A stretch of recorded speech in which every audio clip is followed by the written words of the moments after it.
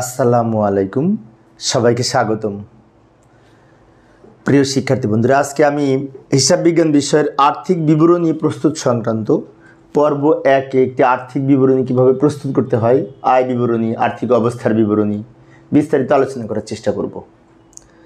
তো আলোচনায় তোমাদের সাথে আছি আমি মোহাম্মদ সিরাজুল ইসলাম, বরিশাল সরকারি model school and college, Barishal. চলো শুরু করা যাক। প্রথমে এই যে এখানে আমি একটি উদ্দীপক উপস্থাপন করলাম, এখানে একটি রেওয়া মিল আছে। তো আমরা জানি রেওয়া মিলের সাথে আর্থিক বিবরণী প্রস্তুত করার জন্য সমন্বয় থাকে। সমন্বয় আমি ডান দিকে উপস্থাপন করলাম, এই যে। তো লক্ষ্য করি, এই হচ্ছে রেওয়া মিল। এখানে 4টা সমন্বয় আছে আর নিচে 3টা প্রশ্ন আছে। এখন এই অঙ্কটা কিন্তু সেবামূলক প্রতিষ্ঠানের অঙ্ক। কিভাবে বুঝলাম? এই যে সেবা আয় দেওয়া আছে ৭৫,৯০০ টাকা, তার মানে কি সেবামূলক প্রতিষ্ঠানের অঙ্ক। তো ক নম্বরে বলেছে নিট সেবা আয়ের পরিমাণ নির্ণয় করো। তো নিট সেবা আয় বলতে বোঝায় এই যে প্রশ্নে সেবা আয় আছে এর সাথে সমন্বয়ের যদি সেবা আয় সংক্রান্ত তথ্য থাকে সেগুলি যোগ বিয়োগ হবে। যেমন এই যে 2 নম্বর সমন্বয় আছে অনুপার্জিত সেবা আয় 4,000 টাকা সেবা আয়ের অন্তর্ভুক্ত রয়েছে। সেবা আয়ের মধ্যে অনুপার্জিত সেবা আয় যেহেতু রয়েছে সেজন্য এই সেবা আয় থেকে এই 4,000 কিন্তু বিয়োগ হবে। যাই আমরা সমাধান করার চেষ্টা করি। ক নম্বরের সমাধান নিট সেবা আয়ের পরিমাণ নির্ণয়। তো আমি একটা কাজ করি, প্রশ্নটা আমি এখানে রেখে দিলাম। এই যে প্রশ্নটা এখানে রেখে দিলাম, এই প্রশ্ন দেখে বাম দিকে সমাধান করব। এটুকু আমাদের উত্তর। নিট সেবা আয়ের পরিমাণ নির্ণয়। আমরা ছক এঁকে যদি করতে চাই এইভাবে ছক অঙ্কন করতে পারি, বিবরণ, বিস্তারিত টাকা, পরিমাণ টাকা। তো নিট সেবা আয়ের পরিমাণ নির্ণয়ের জন্য প্রথমে এই যে সেবা আয় দেওয়া আছে ৭৫,৯০০ টাকা, এটা আগে লিখব সবার আগে। সেবা আয়, এটার সাথে সমন্বয় যদি থাকে যোগ বিয়োগ হবে। এই যে সমন্বয় 2 নম্বরে বলা আছে সেবা আয় 4,000 টাকা, অনুপার্জিত সেবা আয় 4,000 টাকা সেবা আয়ের অন্তর্ভুক্ত রয়েছে। তো সেবা আয়ের মধ্যে যেহেতু আছে সেজন্য এখান থেকে বিয়োগ হবে। বাদ অনুপার্জিত আয় কত টাকা? এই 4,000 টাকা। বিয়োগ করে আমরা আর দেখব আর কোনো সমন্বয় আছে কিনা। না, আর কোনো সমন্বয় নাই। না থাকলে বিয়োগ করে আমরা শেষের ঘরে লিখতে পারি। এটার নাম হচ্ছে, নিচে ডাবল দাগ দিব, এবং এইটাই হচ্ছে আমাদের নিট সেবা আয়। অর্থাৎ আরেকবার বলছি, লক্ষ্য করি, এই যে রেওয়া মিলের সেবা আয় ছিল ওখান থেকে অনুপার্জিত সেবা আয় বিয়োগ হলো, কারণ অনুপার্জিত সেবা আয় হচ্ছে অগ্রিম আয়। তো অগ্রিম আয় থেকে বিয়োগ হবে, সেজন্য বিয়োগ করলাম। এই হচ্ছে ক নম্বরের সমাধান। এবার আমরা খ নম্বরে আয় বিবরণী প্রস্তুত করতে বলেছিল। খ নম্বরে আয় বিবরণী প্রস্তুত করতে বলেছিল। তো আমরা এইভাবে আয় বিবরণী ছক অঙ্কন করতে পারি। আনিস এন্টারপ্রাইজ এর আয় বিবরণী 2021 সালের 31শে ডিসেম্বর তারিখে সমাপ্ত বছরের জন্য বলে এইভাবে ছক অঙ্কন করব। আয় বিবরণীতে কিন্তু বিবরণ 3টা টাকার ঘর হবে, কারণ এখানে সমন্বয় থাকে, সেজন্য আমরা 3টা টাকার ঘর অঙ্কন করব। আচ্ছা, আয় বিবরণীর প্রথমে আমরা আয়সমূহ লিখব। এই অঙ্কে আয়সমূহ কয়টা আছে? একটাই মাত্র আছে, সেবা আয় ৭৫,৯০০ টাকা। তো সেবা আয় কিন্তু আমরা ক নম্বরে যোগ বিয়োগ করেছি। তো আমরা ইচ্ছে করলে ক থেকেও আনতে পারি। এখানে লিখব সেবা আয় ক থেকে প্রাপ্ত। যেটা পেয়েছি সেটা সরাসরি শেষের ঘরে লিখব। বিষয়টি আবারও বলছি, লক্ষ্য করি। ক নম্বরে আমরা এই সেবা আয় থেকে এই অগ্রিম সেবা আয় বিয়োগ করেছি, অনুপার্জিত সেবা আয়। সেই জন্য বিয়োগ করে যেটা হয়েছে সেটা আমরা সরাসরি ক থেকে নিয়ে আসলাম। আর ক থেকে যদি না আনতাম তাহলে আমরা এই মাঝের ঘরে বিয়োগ করে দেখাইতাম। আচ্ছা, এরপরে বাদ ব্যয়সমূহ। এখন ব্যয়সমূহের মধ্যে কি কি আছে লক্ষ্য করি। রেওয়া মিলে ব্যয়ের মধ্যে আছে এই যে বেতন খরচ, ভাড়া খরচ, তাই না?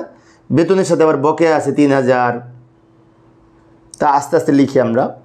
প্রথমে বেতন লিখি। বেতনের সাথে যেহেতু বকেয়া আছে তাই বেতন আমরা প্রথম ঘরে লিখব। এই 13,800 টাকা বেতন বকেয়া আছে, প্রথম ঘরে লিখলাম। বেতন থেকে এই যে বেতন বকেয়া রয়েছে 3,000 টাকা, তো এটা যোগ হবে না বিয়োগ হবে, তাই না? একটি বিষয় খেয়াল রাখবো, বকেয়া থাকলে কিন্তু যোগ হবে আর অগ্রিম থাকলে বিয়োগ হবে, সেটা বেতন ভাড়া যাই হোক না কেন। তো বেতন যেহেতু বকেয়া আছে 3,000 টাকা, সেজন্য আমরা লিখব যোগ বকেয়া। যোগ বকেয়া কত টাকা? এই যে 1 নম্বর সমন্বয়ে বলা আছে 3,000 টাকা। এবার 13,800 আর 3,000 যোগ করে কত হবে? 16,800 এই মাঝের ঘরে লিখব। এরপরে লিখব এই যে সাপ্লাইজ খরচ। এখানে কিন্তু সাপ্লাইজ আছে 18,000 টাকা। এই যে উপরে সাপ্লাইজ আছে, এই সাপ্লাইজ কিন্তু সম্পদ, খরচ না। তাহলে খরচ কিভাবে হবে? সমন্বয় 3 নম্বরে বলা আছে বছর শেষে 6,000 টাকা সাপ্লাইজ অব্যবহৃত রয়েছে। তো সাপ্লাইজ যেহেতু অব্যবহৃত রয়েছে, সেই জন্য উপরে সাপ্লাইজ ছিল 18,000, শেষে সাপ্লাইজ আছে 6,000, নাই কত টাকা? আমি আবারও বলছি, লক্ষ্য করি, সাপ্লাইজ মানে কি? মনিহারি জাতীয়, এগুলোকে সাপ্লাইজ বলে। তো আমাদের সাপ্লাইজ অফিসে ব্যবহৃত হয়, সে তার পরিমাণ ছিল 18,000 টাকা, শেষে আছে 6,000 টাকা। তাহলে আমরা সাপ্লাইজ খরচ করার পরে এই 18,000-এর মধ্যে হতে 6,000 টাকা অবশিষ্ট আছে। এখন প্রশ্ন হচ্ছে খরচ হয়েছে কত টাকা? পার্থক্যটা খরচ হয়েছে, অর্থাৎ প্রথমে ছিল 18,000, শেষে আছে 6,000, তো নাই 12,000, সে 12,000 খরচ হয়েছে। ওই 12,000 আমরা এখানে লিখব। কিভাবে পেলাম? এই 18,000 থেকে 6,000 বিয়োগ করে বাকি 12,000 টাকা খরচ হয়েছে, তো একবারে আমরা সাপ্লাইজ খরচ বলে লিখে দিলাম। আচ্ছা, আর কি খরচ আছে? এই যে আমি এখানে ব্র্যাকেটে দেখিয়ে দিলাম, 18,000 থেকে 6,000 বিয়োগ করে 12,000 হলো। এরপরে আরও খরচ আছে, যে ভাড়া খরচ আছে, অবচয় আছে, তাই না? তো আমরা আস্তে আস্তে লিখি। ভাড়া খরচ প্রশ্নে দেওয়া আছে এইখানে, এই যে 12,000 টাকা। এই 12,000 টাকা মাঝের ঘরে লিখব। কেন মাঝের ঘরে লিখব? এই ভাড়ার সম্পর্কে কোনো সমন্বয় নাই, সেজন্য মাঝের ঘরে লিখব। আচ্ছা, আর কোনো খরচ আছে? হ্যাঁ, আর একটা খরচ আছে, এই যে সবার শেষে আসবাবপত্রের উপর 10% অবচয় ধরতে হবে। তো আসবাবপত্র কত টাকা আছে? এই যে উপরে আসবাবপত্র দেওয়া আছে 35,000 টাকা, 35,000। তো এই 35,000 টাকার 10% হিসাব করলে 3,500 টাকা হয়, যেটি আমরা অবচয় খরচ বলে লিখব, অথবা আসবাবপত্রের অবচয় বলে লিখব, যাই লিখি না কেন অবচয় খরচ বলে লিখব। এই আসবাবপত্র যে 35,000 টাকা ছিল, তার 10% হিসাব করলে 3,500 টাকা হবে।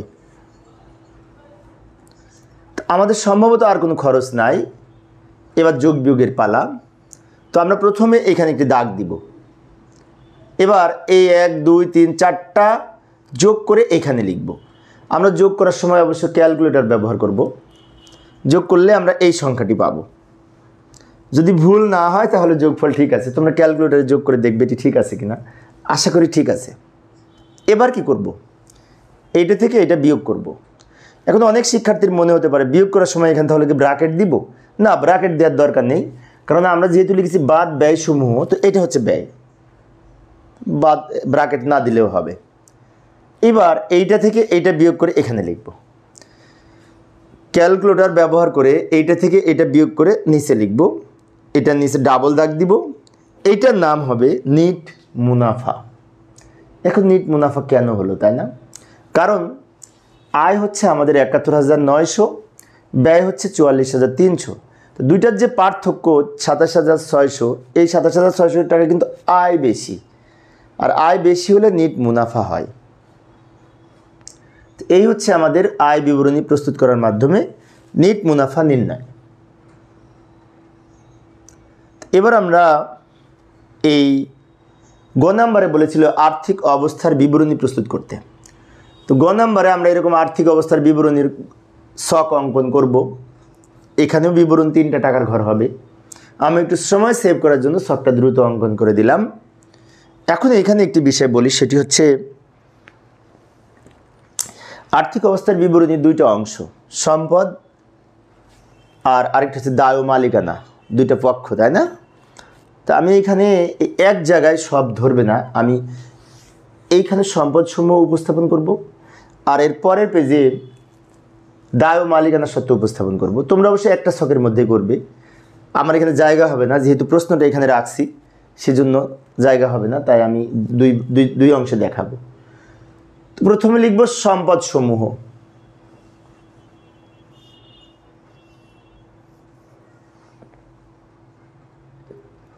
তো সম্পদ সমূহ কি কি আছে? স্থায়ী সম্পদ কি আছে? স্থায়ী সম্পদ আছে আসবাবপত্র।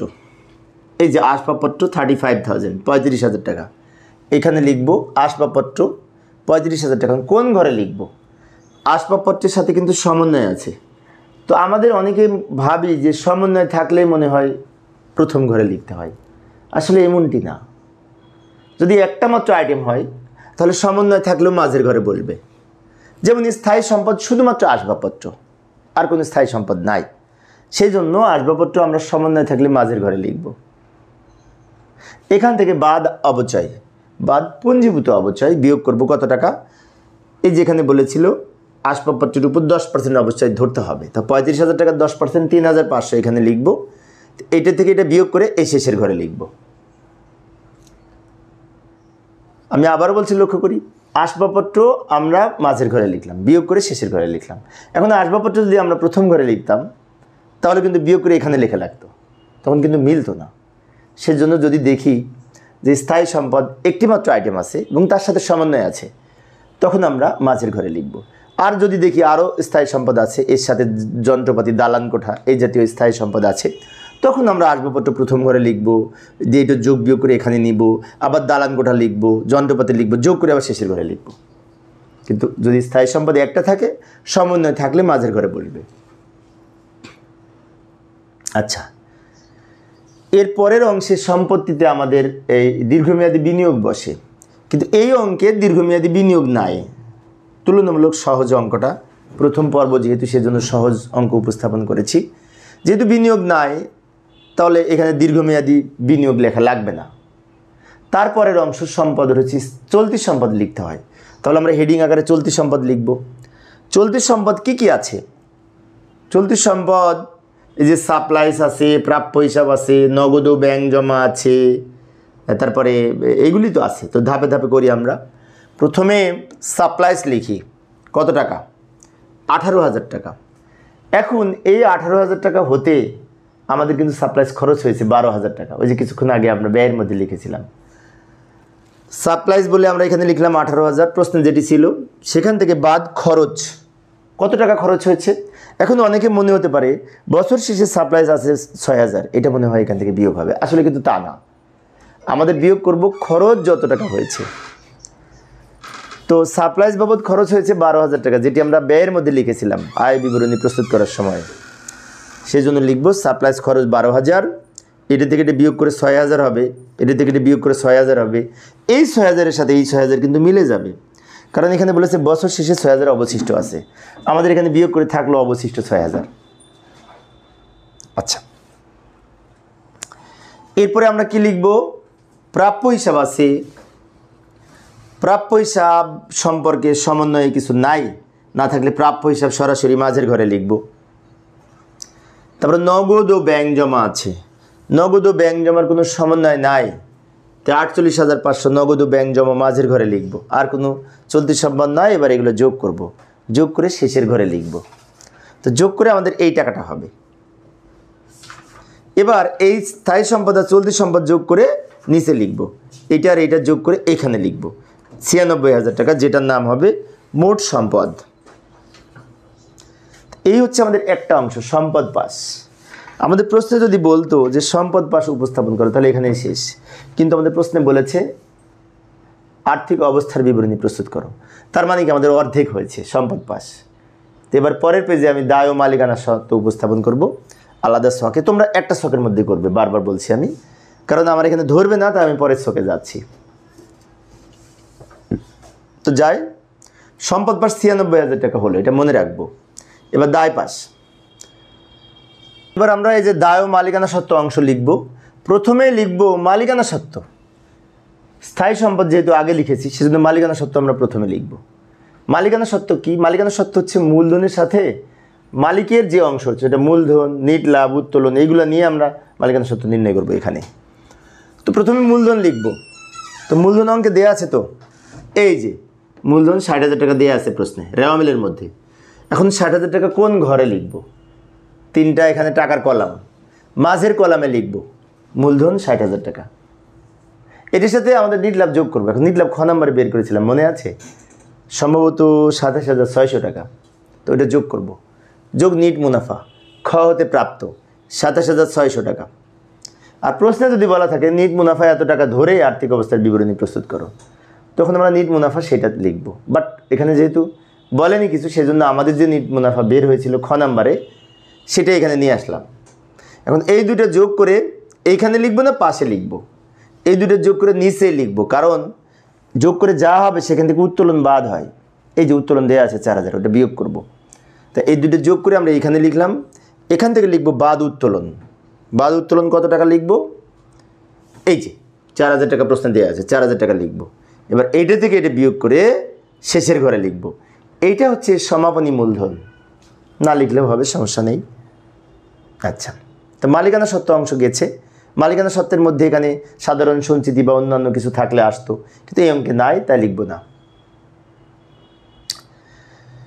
এরপরে আমরা দীর্ঘমেয়াদী দায় লিখব, কিন্তু এই অঙ্কে দীর্ঘমেয়াদী দায় নাই। তাহলে চলতি দায় আছে, চলতি দায় লিখব। চলতি দায়ের মধ্যে কি কি আছে? চলতি দায়ের মধ্যে রেওয়া মিলের মধ্যে একটি মাত্র আইটেম আছে, এই যে প্রদেয় হিসাব 5,400 টাকা। তো এই 5,400 টাকা আমরা প্রদেয় হিসাব নামে 5,400 এই যে ক্রেডিটে দেওয়া আছে, ওটা মাঝের ঘরে লিখব। মাঝের ঘরে লিখব কেন? মাঝের ঘরে লিখব, এদের সাথে সমন্বয় নাই সেই জন্য।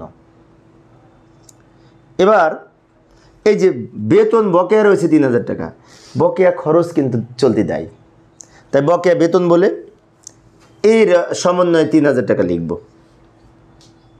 আবার আর একটা চলতি দায় আছে, 2 নম্বর সমন্বয়ে বলেছিল অনুপার্জিত আয় 4,000 টাকা সেবা আয়ের অন্তর্ভুক্ত রয়েছে। তো অনুপার্জিত আয় বলতে অগ্রিম আয় বোঝায়, মানে আমি টাকা নিয়েছি কিন্তু কাজ করে দিই নাই, যেটি অ্যাডভান্স টাকা নেওয়া বলে, এটি দায় আমার কাছে। সেজন্য এই অনুপার্জিত আয় 4,000 টাকা দায় হিসেবে গণ্য হবে। তাই লিখব অনুপার্জিত আয় এই 4,000 টাকা, যেটি দায় হিসেবে গণ্য হবে এবং চলতি দায়। এই অঙ্কে আর কোনো চলতি দায় নাই, সেজন্য আমরা কি করব? এখানে একটি দাগ দিব। দাগ দিয়ে এখন যোগ করব। 5 3 8 12, সম্ভবত 12,400 টাকা হবে, ওইটা আমরা শেষের ঘরে লিখব। এবার এই দুইটা যোগ করব। এই দুটো যোগ করে যদি সম্পদ পার 96,000 টাকা হয়েছিল, মনে আছে? তো এই দুটো যোগ করে যদি 96,000 টাকা হয়, তাহলে অঙ্ক মিলে গেল, মানে শান্তি, অঙ্ক মিলেছে। এই আর্থিক অবস্থার বিবরণী শেষে যদি 2 সাইড মিলে যায়, কি যে শান্তি লাগে, তাই না? তো দেখি মেলে কি না। মিলবে মনে হচ্ছে। এটা আর এটা যোগ করে এই 96,000 টাকা, হ্যাঁ মিলে গেছে। তাহলে এই দায় ও মালিকানা সত্ত্ব যোগ করে পেলেন 96,000 এবং সম্পদ পাশ পেয়েছি 96,000, দুই দিক মিলে গেছে, তাই না? এইভাবে আমরা আর্থিক অবস্থার বিবরণী প্রস্তুত করতে পারি, বিশেষ করে সেবামূলক প্রতিষ্ঠানের ক্ষেত্রে। পরীক্ষায় একটা সেবামূলক প্রতিষ্ঠানের আছে কিন্তু। তো আমি সেবামূলক প্রতিষ্ঠানের পরের ক্লাসে আরও একটি অঙ্ক আলোচনা করার চেষ্টা করব, পরপর কয়েকটা অঙ্ক আলোচনা করার চেষ্টা করব, যাতে শিক্ষার্থীরা যেভাবে আসুক অঙ্ক আসলে পারে। পরিশেষে সবাই ভালো থাকবে এবং সুস্থ থাকবে, এই কামনায় খোদা হাফেজ।